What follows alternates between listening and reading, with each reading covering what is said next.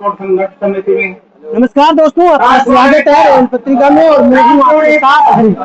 और आज हमारे हाथ में एक कटोरा, इसके ऊपर लिखा हुआ है केंद्र सरकार और राजस्थान सरकार द्वारा मान्यता प्राप्त। अब ये क्या है, इस कटोरे का मतलब और क्या क्यों लिखा हुआ है ये, क्योंकि यहाँ पे बहुत सारे कटोरे आपको देखने को मिलेंगे जिनमें सब पे यही नाम लिखा हुआ है। हम हमारे साथ में बातचीत करेंगे, हमारे साथ में कुछ लोग जुड़े हुए हैं जिनसे हम बातचीत करने वाले हैं। और भाई साहब, सबसे पहले तो आप ये बताइए कि ये धरना क्यों चल रहा है, क्या स्वागत अभिनंदन। ये विश्वकर्मा ट्रांसपोर्ट एसोसिएशन एवं राजस्थान ट्रक ट्रांसपोर्ट संघर्ष समिति से अभिनवी धरना दिया गया है।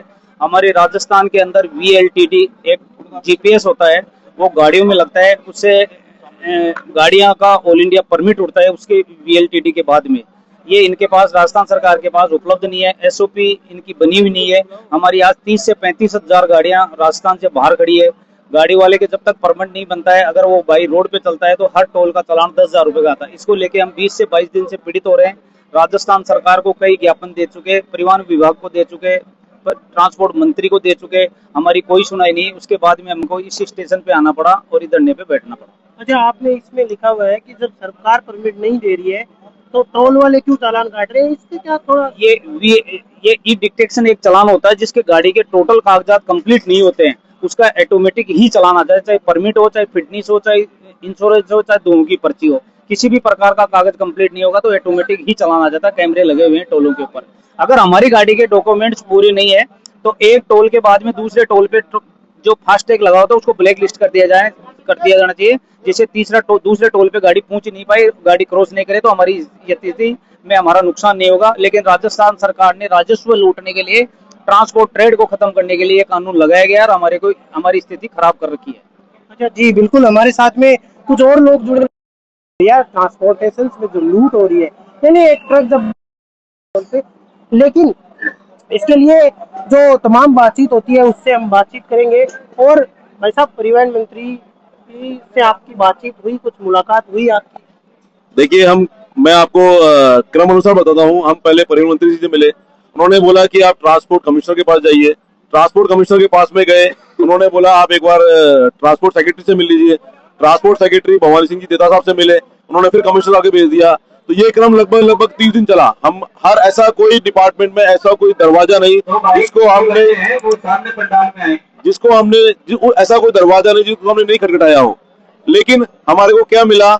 हमारे को सिर्फ और सिर्फ एक आश्वासन मिला, हो रहा है। देखिए, ये सेंट्रल गवर्नमेंट की पॉलिसी है। सेंट्रल गवर्नमेंट की पॉलिसी सेंट्रल गवर्नमेंट ने लागू कर दी, लेकिन राजस्थान गवर्नमेंट SOP जारी नहीं कर पाई। और SOP जारी नहीं करने के कारण VLTD, vehicle location tracking device, जो कि सरकार ने नेशनल परमिट के लिए कंपलसरी कर दिया है, आज लगभग 22 से 23 दिन हो गए हैं और हमारी गाड़ियां नेशनल परमिट के चक्कर में पूरे हिंदुस्तान में खड़ी है। अब मैं आता हूं, सरकार ने 3 दिन पहले हमसे बोला कि आपको अस्थायी, मैं आपसे एक बात बोलता हूं कि हमारे को बोला जाता है कि हिंदुस्तान पूरे वर्ल्ड की सबसे बढ़ती हुई इकोनॉमी है, जहां पे आधार है, जहां पे आपका EVM मशीन है, सब कुछ इतना स्मार्ट है, फिर अस्थायी क्यों? हमको स्थायी चाहिए, हमारे को हमारा समाधान स्थायी चाहिए। अस्थायी समाधान ऐसा दे रहे हैं कि अगर मैंने TP कटवा ली और मेरी गाड़ी राजस्थान छोड़ के बाहर निकल गई तो बाहर जाने के बाद में उसका हर टोल पे हर 24 घंटे में 10,000 का चालान। क्या बात है, थोड़ा सा देखिए, ये कटोरा चालान भरने के लिए मुझे कटोरा ही पकड़ना पड़ेगा पूरी जिंदगी भर। तो हमने ये जो लिखा है। और एक चीज जो मैं हर धरने में पूछता हूँ कि ये अगर आपकी मांग नहीं मानी गई तो ये कहाँ तक सफर रहेगा?